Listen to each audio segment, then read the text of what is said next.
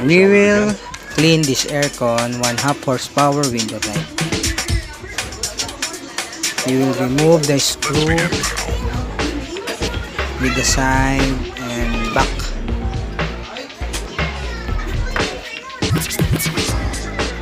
And we will also remove this foam and this electrical control. Now we will cover this electrical control panel because this is sensitive. This must not be wet. Like, we will put it here in the plastic.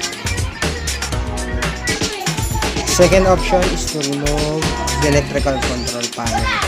I already removed it and set aside here so that more protection. So inalis ko muna siya kasi pwede naman siyang alisin. Basta tatandaan nyo lang yung mga connection niya. So magagawa kayo ng mga listahan para hindi kayo marito. Lista ko siya. Dahil ito ay tatanggalin natin siya.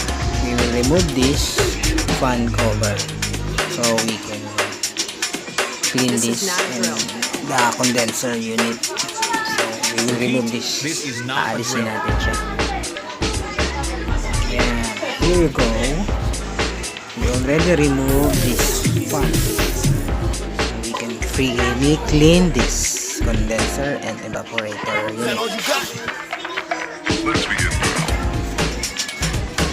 See the dirt.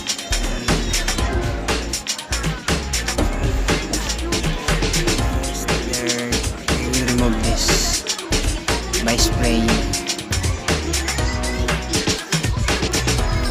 And here we go in this using our sprayer.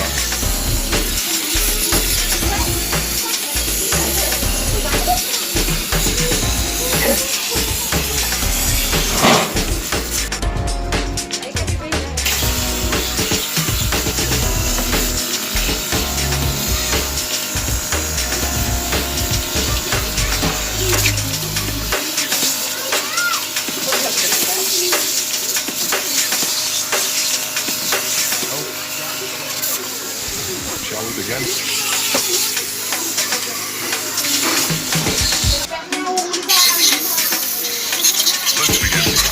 We'll clean the fan blade.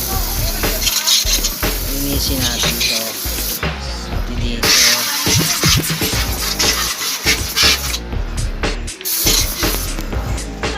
Now we will put back the fan.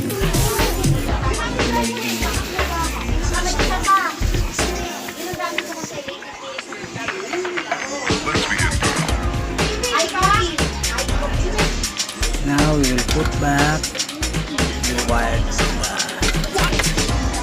controls. Now we're done. Tapos na tayo. Nakabit ko na lahat. I put on and I already screw. Okay.